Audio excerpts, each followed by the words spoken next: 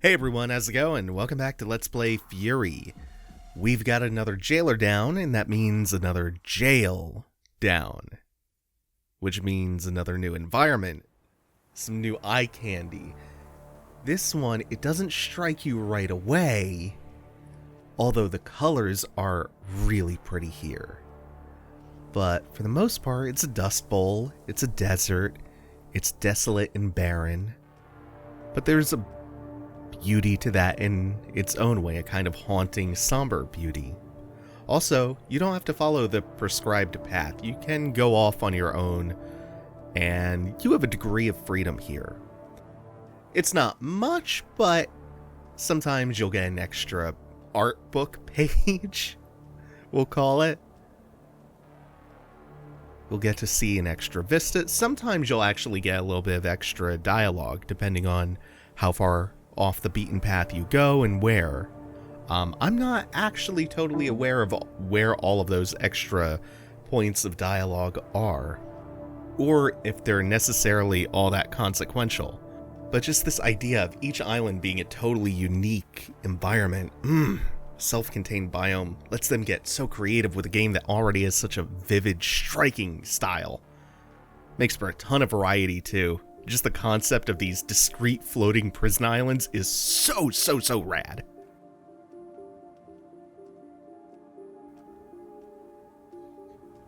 I know this is hard, but when I am struggling to keep faith, I think about the beauty of the world beyond.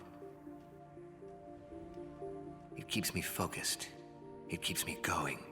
Yeah, like the beauty of this one. You get a lot of motion from this one, which stands in contrast to how desolate it is. The motion alone makes it feel a little more alive. You were captured, thrown in prison, tortured. Finally, you escaped. And here they are, those guardians. Hand-picked, top of their game killing machines, just waiting to throw you back in. How does that make you feel?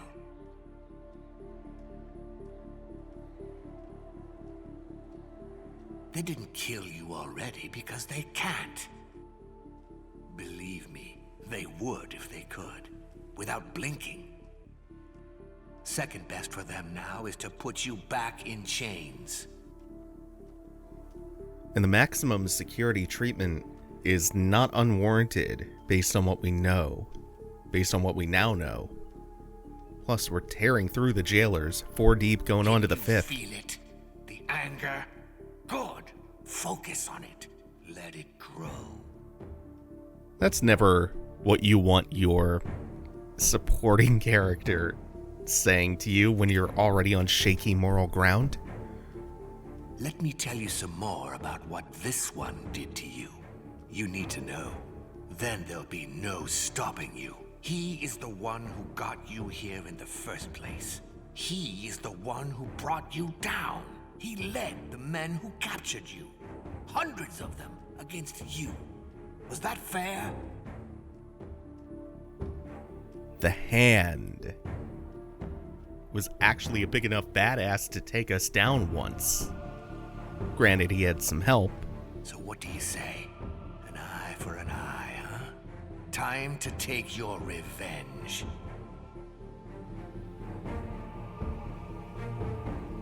So the layers upon layers of redundancy are not unwarranted for us. The VIP treatment. The jailer is the key. Kill him, and you will be free. Remember, now we know the protagonist, the writer, by the way, I'm getting tired of calling him that. Now we know he completely erased an entire civilization. The voice makes it sound like he was some great comet colliding with the Scales world, heralding extinction.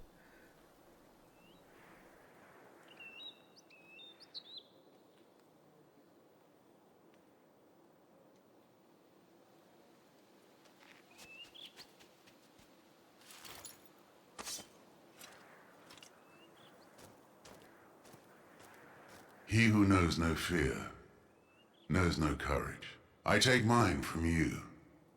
We are what we fight for.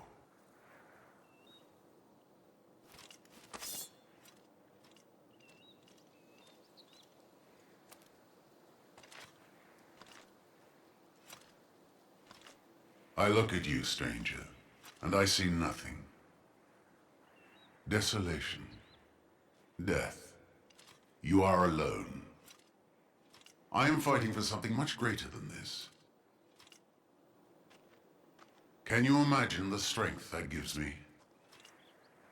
I doubt it. And so your fight ends here.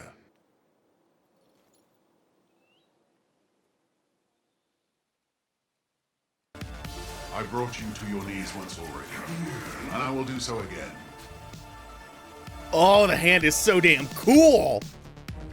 And he knows it! He knows it! Also, I really like his intro cutscene. It's this really good way of making every fight have attention to it, have meaning. And it's there for all of the jailers, but that one, I think it puts a really fine point on it. All of the fights mean something to the other jailers, to all of your opponents. They're not just obstacles, they are people. You get hyped every time one of those perfect parries goes off. So by the way, let's get through that.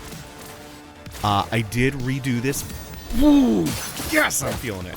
I did redo this fight because I kept screwing up the timing on something not in this phase. Something you will see. If I mess it up a bunch more, I will just drag my wounded pride through the rest of the fight and finish it. But if I can show this a little more cleanly than that first attempt, I would love that. That wasn't quite it. It might be the next phase. Or it's just a different pattern. There is one hit that is so slow, and it is not that third hit. Yeah, I'm now thinking it might be that next phase, where he starts that shit up. Or it's in the melee phase here. Yep, there it is! Oh! It's so slow. Oh! At least I dodged after I parried too early. There we go. Got it. Not parried that too early. Whew. The hand is actually not all that complicated for the 5th boss, especially coming off of the ramp up that was the scale. The main gimmick here is that we can't really shoot him when he has his shield up. This is also a fun attack. It's more fun than his desperation attack, to be honest. Yeah, he'll reflect your stuff, but he's not blocking while he's swinging his sword to do the energy projectiles and stuff. So you can still get plenty of shots in. And then, aside from that, there's not really any actual mechanics that we haven't seen. We did see the QTE for the scales grab last time. You can't win. I don't know if I actually commented on that, though, because the QTEs in this are really well handled, and they're really well considered. It's a lenient little bit of stick waggling. And so the developers have this view on QTEs that they aren't all bad when used right. Ooh, God! This is going really well. These ones are really purposeful. They're meant to, there we go, to make a moment feel a little more frantic. And that's reflected, oh God, yes! And that's reflected in the kinetic kind of so much frantic motion you make waggling the sticks. But it's not actually a very reactive thing. It's super telegraphed. And all of these seldom used QTEs are the same. They target a really specific response, and by using this tool in the right way, they actually get it, because you get that little jolt of struggle. You feel it in a really tactile way. Boom, boom, boom!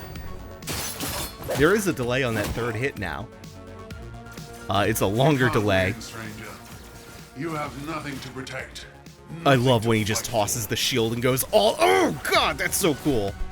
The hand is a badass. Like, he's not quite the difficulty ramp like I said. Although he has his tricks. I think those delayed hits are killer.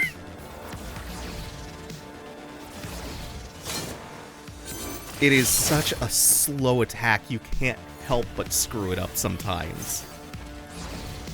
Because you can really develop a bad habit of parrying way too early instead of reacting correctly or learning the rhythm.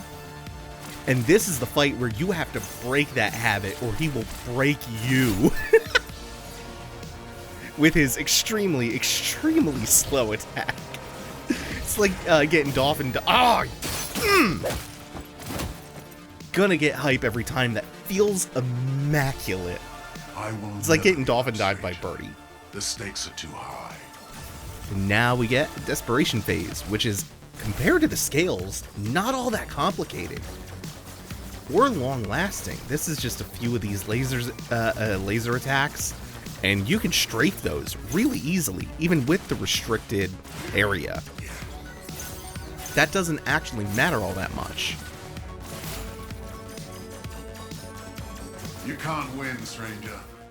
You have nothing to protect, nothing to fight for. I almost thought the third one wasn't coming. We got another laser phase. And then one more desperation attack. And this is a fun one. Because, oops, all parries. Bump, bump,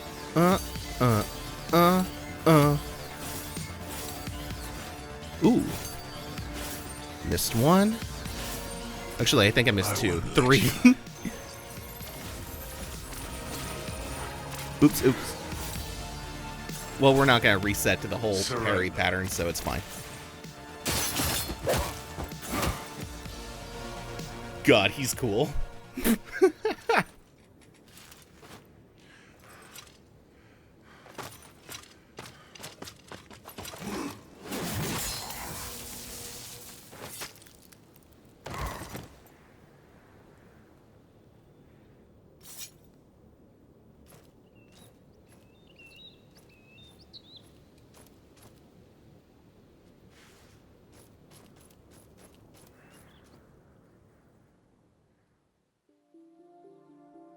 Man, that was intense.